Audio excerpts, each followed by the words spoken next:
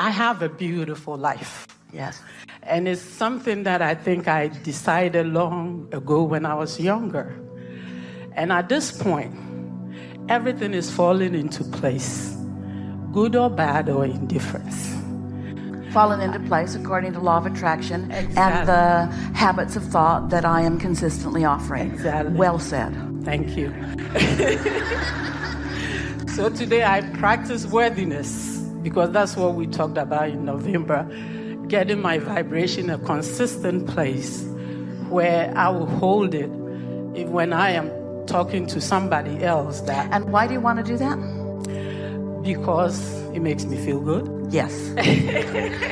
That's the reason. There are all kinds of other benefits, but that's the one. That's the one. Because that one comes immediately. That's evidence of alignment, and all kinds of other good things will follow. Yes. And I told them, this moment was the best day ever in my life, because the fun was enormous. Yeah. So I've been manifesting so many great things. Yeah. But what I have found myself at this time in my life is how to let the cash flow in, like physical cash. Well, that's the reason that we ask you why. And you said because it feels good. Because, you see, the benefit of the thing that you're most looking for, the benefit of it being the way you feel, is because you can find that no matter what. But if you then are taking score about the cash flow, which you can't control, then you've lost your connection. And so that's why you just got to keep doing it for the fun, and the money will follow. Okay. When I do it for fun, it's instant manifestation, which I don't want to call it scary. In the subject of thoughts turning to things, would you say that the emotion is instant manifestation? It isn't often. Because sometimes the manifestation is of an emotion that does not feel so good. And sometimes the emotion is of a manifestation that does feel good. It takes some calibrating and some deliberate intent, some focusing, to focus yourself into feeling good. But once you've decided to do that, and once you've shown yourself that you are good at that, and once you are so good at it that you are consistent in it, that's what we call step 4, being in the state of allowing in a really consistent way, then all the other things begin to fall into place for you. You cannot have one other ulterior motive. You cannot want to do this because of this outcome, or want to do this because it makes this person happy, or do this because it gets you this attention, or do this because it puts this money in your bank account. You can't let any other thing be the reason that you want to do it without sort of shooting yourself in the foot, because those manifestations are further down the trail. And so when those are of primary importance, and so you do this and do this and do this, and then you look and those manifestations haven't happened yet, then right away you focus upon the absence of what you want, and then you lose your connection. So what you're looking for is consistent alignment, consistent enough alignment that there's enough juice in the pipeline to give you the manifestation that you want. Okay. Can source or the universe surprise me in such a way that when the manifestation comes, for example? Yes, of course, but there's an ulterior motive in your question. It's like saying, can you tell me what the surprise is going to be? And then I'll use that as the condition. And we say, let the emotion be enough. Let the feeling of connection be what matters most to you. And once you've turned that corner so that you really mean that, then what happens is you're consistently standing in that place of pure positive energy. And then the manifestations must follow. They just have to. Okay, they just have to. My question was, this Christmas I got very beautiful Mercedes-Benz, brand new, 4x4. I had nothing to do with it. It showed up with a red bow. But then I'm like, universe, I've been working on cash flow. So this is what I'm asking. So my inner being is telling me that, oh, I needed a car, but not the cash. It's a serious question, because I don't want to go sell the car for the money. Well, just know that whatever comes to you comes because of what's in your vibration. And so is it possible that you want the show of abundance, but you don't want the cash? Is it possible that you're worried that once you get the cash, that other people will begin wanting the cash from you? Did you want it to be ungettable? Did you want your goat to be ungettable? You can have it all. You don't have to have only one thing. You can have it all. You can have it all. The universe isn't saying, let's see, she wants this much, and so let's deliver it to her in this way. You have contoured all of that.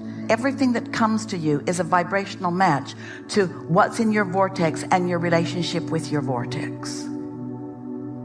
We can feel within some of you, and it's really worth talking about because it happens and it is not to your advantage when it happens. But if you can, just for a little while, if you can step into this place where you have decided that you are going to trust the process, if you can step into this place where you've decided that things are working out for you, and you will not question it and challenge it with nitpicking questions that are not significant to the whole of the well-being that's coming to you, what will begin to happen to you is that the abundance will show up in so many facets and in so many different ways that you won't be having these conversations about why that and not that and why that and not that. The universe has the ability to deliver to you simultaneously on many subjects. The universe has the ability to deliver to you fully all things that you want. But do you have the capacity to receive it? What we're saying to you is the revelations are happening. The revealing is happening, but the receiving is your job. And so if you're receiving a little bit of it, that's good, but you could receive so much more. Isn't it logical that as you receive something, regardless of what it is, and you feel thankful for having received it, meaning you line up and feel the way your inner being feels about it, isn't it then logical that you would be in the perfect receiving mode for the next and the next and the next and the next and the next and the next? Yes. What we've been talking about a lot through many different conversations over this time that we've been together is about finding a way, some way that you can allow rather than disallow, that you can believe rather than doubt, that you can not feel guilty. Yeah, feeling guilty is a long way from alignment. Feeling guilty will cause your abundance to come in the weirdest ways. But feeling blessed, and you must be feeling sort of kind of blessed or it wouldn't be coming like it is. But you know what it is? We're right back to something that we keep talking about, and that is your relationship with other people is the reason that you feel guilty. And let's give some of the credit to them about that, because they're observing you and they're having knee-jerk responses to how you're living and what you're getting. And they're often in their shortage consciousness taking score. Why are you getting that? Why am I not getting that? But if that's what they're feeling and you haven't tuned up before you went over there, then they own the room. Then they're attracting from you rather than you attracting from them. Who's going to own the room? Are you going to tune in so you have true power to uplift and true power to inspire? Or are you going to be sloppy in your thinking and walk in and worry about how people feel about things and then observe them feeling the way they feel about it and then resent feeling guilty because of their lack of ability to feel abundance? You got to own the room. You got to understand how they feel. It's all right that they feel that way. That's what their life is showing them so far. But it's temporary. It's not even real. It's old news. They've got a vortex. They've got a vortex like you do. And the abundance is ripe and ready for them. And it's being revealed to them too. And you want to, through your ability to receive for yourself, teach to the clarity of your example. You can't deprive yourself and teach anyone else abundance. You can't feel guilty and therefore pinch yourself off from the well-being that is showering down around you and do any good for anyone. You've got to embrace your own fantastic, dynamic, ever-changing receiving of well-being. You have to get glimpses into your vortex. You have to let yourself feel about you like your inner being feels. You have to come to know yourself as your inner being knows you. You can't let those who didn't know who they are teach you who you are. You can't let those who have deprived themselves of love teach you what love is when they don't have it in their heart. You can't allow people who are confused and afraid set the standard of how you feel about life or how you behave in your life. You have to tune into the wholeness of who you are. You have to discover your stability. You have to know who you are. You have to be tuned in, tapped in, turned on, and you have to let the whole of you be present in as many moments as you can. And you have to do it because it feels good to do it, not because it will change them. Because if you do it because it will change them and you look, not changed, they're not changed yet. Now your attention upon them not having been changed puts you in your place of no power, and then they own the room again. Who sets the tone around you? You do. Who sets the tone for you even before you allow yourself to receive it? Your inner being does. Your inner being sets the tone. Your inner being knows your value, your worthiness, your blessedness, and knows everything that you've asked for and agrees wholeheartedly with the rightness that you receive it, you see. We have not interacted with one with a sometimes purer heart than you have. We've also not interacted with anybody who's felt more guilty than you have, because those around you have done a number on you, and they didn't mean to do it. Nobody said, let's lurk around the planet and make people feel inferior. Nobody's saying that. But people who feel inferior lurk around the planet and make people feel inferior. Those who are poverty consciousness lurk around the planet and spread the virus of not enoughness, you see. You just got to decide who you are. And it's not hard to do, because your inner being is reminding you on a steady,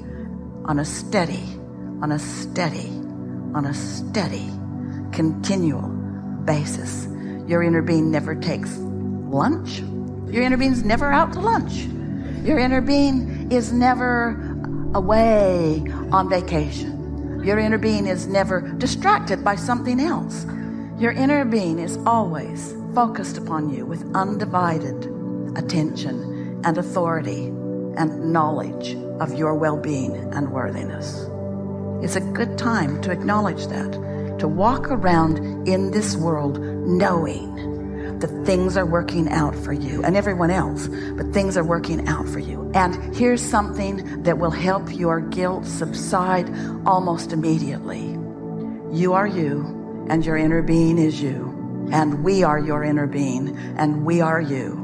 And you are them, and we are. It's we. It's our point of attraction. It's us. So when you, us, we allow prosperity to flow into your experience, you, we, us are allowing it to flow to them as well. In other words, you cannot thrive without assisting others. It cannot be. You're not selfishly depriving someone else of something when you allow it for yourself. When you allow it for yourself, you are attracting it. We, us, we, ours. Well-being is ours. Source energy demands that it is so, you say.